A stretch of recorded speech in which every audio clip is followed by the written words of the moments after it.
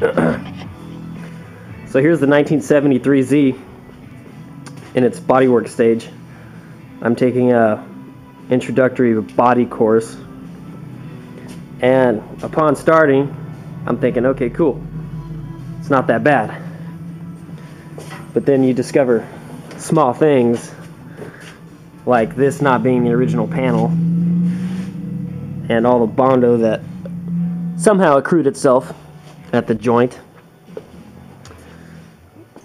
or the nose accident, which I was a little more aware of. Not too bad. He got all these freaking pits and stuff, probably from welding on the slide hammer. This fender's not too bad. The windshield lip was surprisingly very clean. Datsun totally screwed and glued that piece of glass in there, man.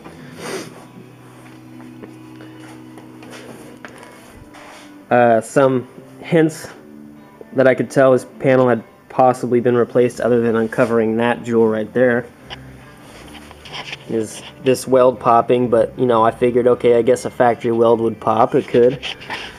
But these welds in this hatch latch panel didn't look quite right. But ultimately, what I've always noticed is that edge. If you focus on how it slopes, kind of points up, right? Yet, on the factory edge, it's almost horizontal. One might think it's horizontal. Versus pointed up. Not a big deal. I mean, it is what it is. It's not a show car. It's going to be a fun to drive car and look decent. And then the lower valances, which I now took off and are over here. This one probably gets beat up a lot on Z cars. There were 2 creases, which I kind of just banged out. They're not as bad looking on the face, but there's a little more work to do. This side's not too bad, but you can just tell it's not exactly a perfect piece. This one actually, it had one small pinch in this area, which I hammered back out. But the surface, there's minute imperfections, but it's relatively clean, correctly shaped surface. Yet it had a 1/4 inch of Bondo on it, and I don't quite understand that. Maybe when they put it up to the car, there was an issue with flushness and they just tried to fill it in. I mean, look how much Bondo's on this thing. Maybe that was just to match it. Kind of ghetto. I have yet to grind this one down, but I foresee a very similar situation.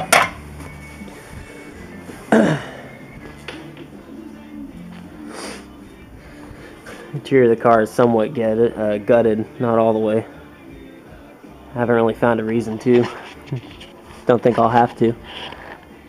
Tore all the headliner off, which, by the way, I am refusing to pay the restoration catalog prices for that cheap-ass headliner that Datsun used, when you can go down to a fabric store and buy some foam and some vinyl wrap and make one yourself for like 10 bucks. Yeah, 60 bucks in shipping? I don't think so, asshole. Here's the replacement hatch. Very rust-free compared to the original. Just doing a little. This is my dad right here. I'm still learning, but he's got it kind of flattened out, which will be great for when we throw our MSA Victory spoiler on.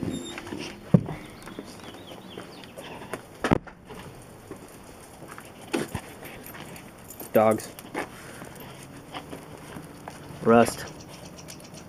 Oh yeah, zoom feature to the max. Rust. Uncanny amount of mirror holes. Thinking about replacing both those doors. Old hatch. Rust. More rust bubbles underneath there. Yeah.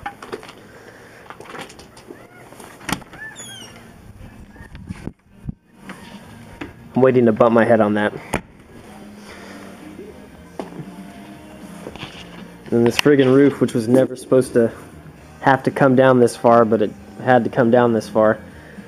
I don't know if it's paint imperfections from when the car was originally repainted, or some sort of oleander tree sap that had been landing on here. But you get this, you get these. I don't know if you can see that. They're little holes that go down to the metal, or at least the original primer.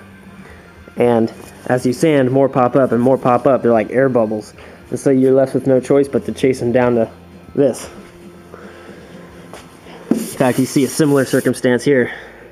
That's all got to go down to somewhere in that area. So that kind of sucks, but oh well. And that's pretty much my rambling. Tomorrow we're gonna play with some Bondo and wrong all those inconsiderable rights, or is it right all those inconsiderable wrongs? One of those. Anyway, over and out.